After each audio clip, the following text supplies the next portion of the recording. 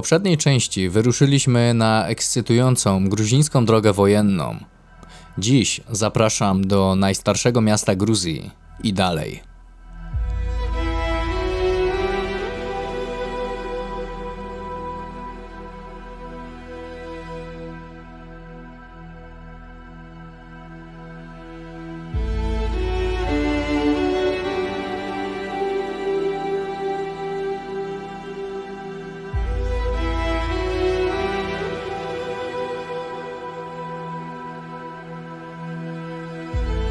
Jest w Gruzji takie miejsce, które swoją historią sięga epoki brązu. Miejsce starsze niż piramidy w Gizie.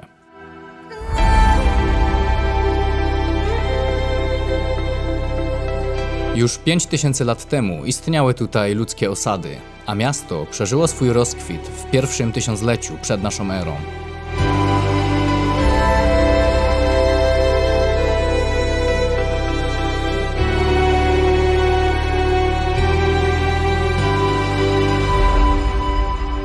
Meczeta, nad którą góruje monastyr Dżwari, to jedno z najstarszych miast Gruzji, niegdyś stolica Królestwa Iberii. Już w IV wieku przyjęto tutaj chrześcijaństwo, a miasto do dziś jest siedzibą najwyższych władz gruzińskiego kościoła prawosławnego.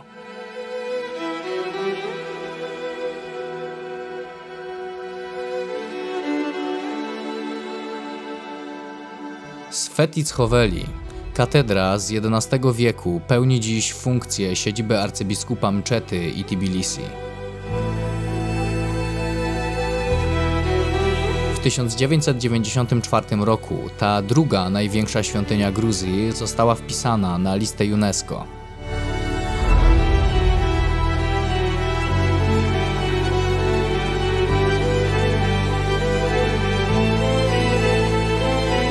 Legenda głosi, iż katedra wprawiała w zachwyt tak bardzo, iż jej twórca został pozbawiony ręki, aby już nigdy więcej nie mógł stworzyć czegoś równie wspaniałego.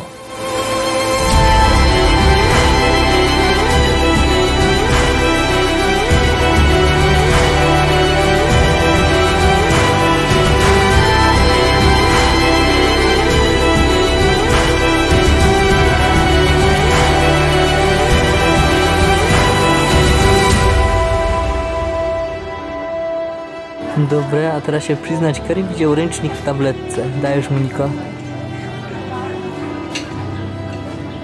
I urósł.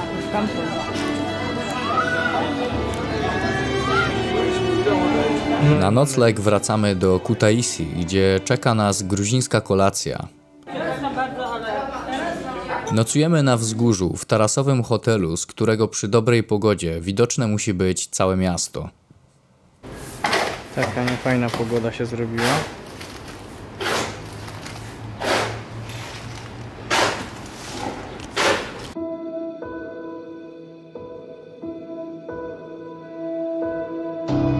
Następnego dnia udajemy się do katedry Bagrati.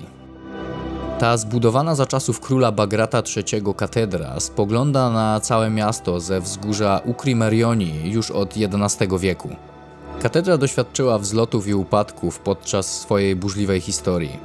U schyłku XVII wieku zniszczyli ją Osmanowie, straciła wtedy kopułę i strop. Zaledwie 78 lat później dzieła zniszczenia dokończyło Imperium Rosyjskie, pozbawiając świątynię okien i kolumn. Co ciekawe, w 1994 roku katedra została wpisana na listę UNESCO, aby po kilkunastu latach w 2017 roku z owej listy zniknąć. Stało się tak za sprawą odbudowy obiektu, czemu przeciwne było UNESCO, chcące zachować obiekt w jego nienaruszonej formie. Przed wyruszeniem do naszej ostatniej destynacji korzystamy jeszcze z lokalnego bazaru. Następnie udajemy się w 3-godzinną podróż do nadmorskiego kurortu, który zdecydowanie bardziej przypomina zachodnią Europę niżeli Gruzję, którą oglądaliśmy przez ostatni tydzień.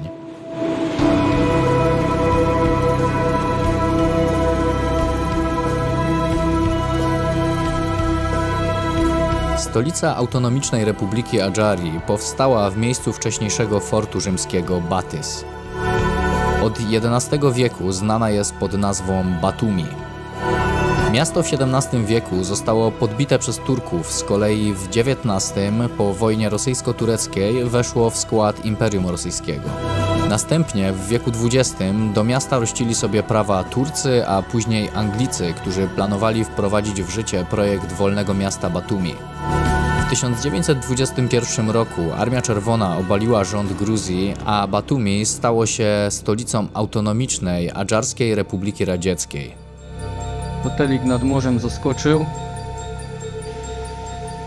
Morze Czarne.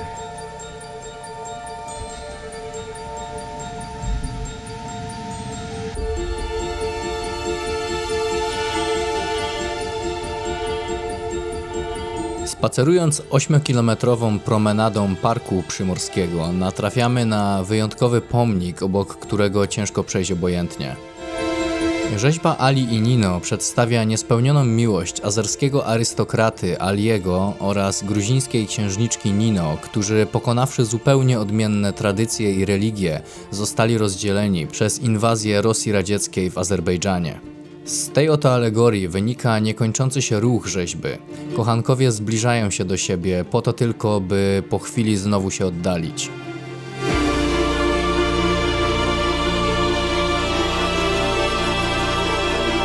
Historia ta, zawarta zresztą w azerskiej książce pod tym samym tytułem, tchnęła ducha w stalową rzeźbę, robiąc z niej symbol nieśmiertelnej miłości.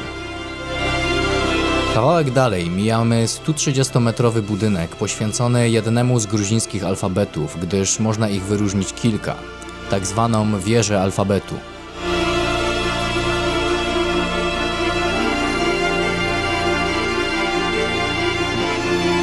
Nad wybrzeżem widzimy także 25-metrową wieżę, która w naszym mniemaniu musi być jakąś starą latarnią morską czy świątynią.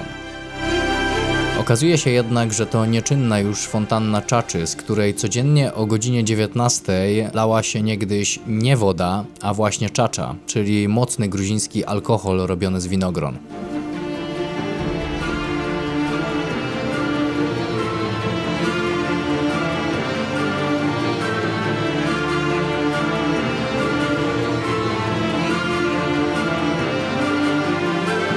Panoramę tego czarnomorskiego Singapuru, jak czasem bywa nazywane miasto, tworzy też wieżowiec, który jest chyba najdziwniejszym budynkiem, jaki miałem okazję oglądać.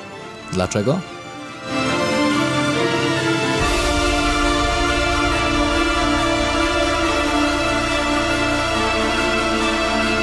Otóż na 27 piętrze tego 200-metrowego kolosa mieści się diabelski młyn wkomponowany w budynek, który z kolei jest najwyższym wieżowcem na całym Kaukazie.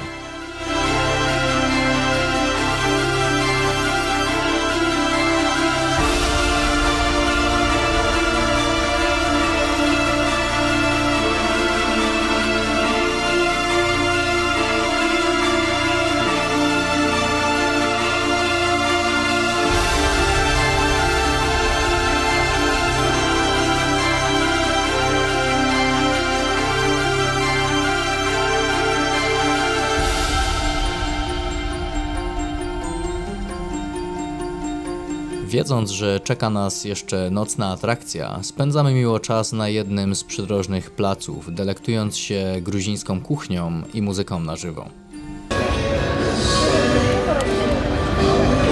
Taki koteł? Jaki piękny.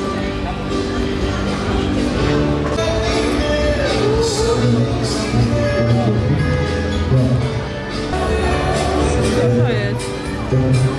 Co? Że to ich grzyb?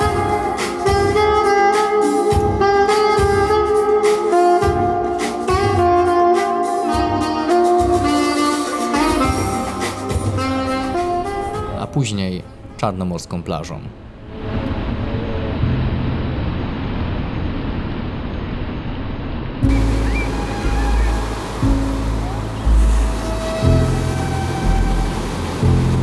Po zmroku zmierzamy nad jezioro Ardagani, gdzie zobaczyć mamy tańczące fontanny.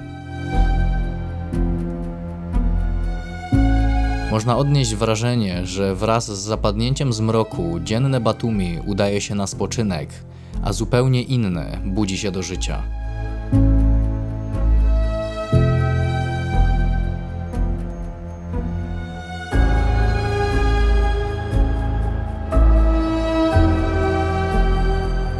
następnego, ostatniego dnia w Gruzji czeka nas jeszcze pewna wisienka na torcie. Możecie tego nie wiedzieć, ale Gruzja jest domem nie tylko spektakularnych, bardzo wysokich gór, ale także głębokich jaskiń, w tym tych najgłębszych na świecie. My, wracając na lotnisko, udajemy się do podziemnego królestwa stalaktytów i stalagmitów.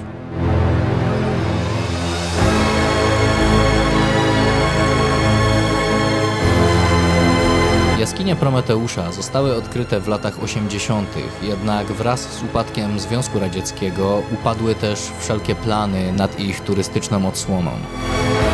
Na szczególną uwagę zasługuje pewien lokalny, bezimienny bohater, który lata po upadku ZSRR chronił jaskinie przed wandalami. Podobno to właśnie w tych okolicach przykuto do skały mitycznego Prometeusza.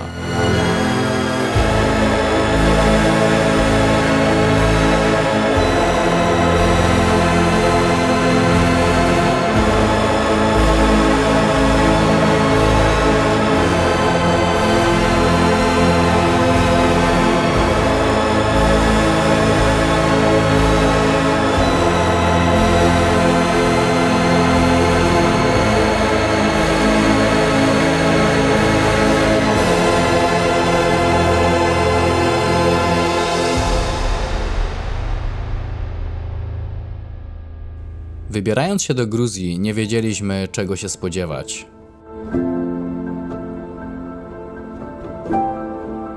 Nigdy bym jednak nie przypuszczał, że jest to kraj tylu smaków, barw i dźwięków. Królestwo wysokich gór, morza, tysięcy rzek i najgłębszych jaskiń. Kultura pamiętająca epokę zaginionych cywilizacji Chetytów, Urartu czy Asyrii. Z tą różnicą, iż przetrwała nietknięta do dziś. Mógłbym o niej mówić długo, jednak nie wszystko można sprowadzić do słów. Są rzeczy, których trzeba doświadczyć w milczeniu i takiego doświadczenia Wam życzę.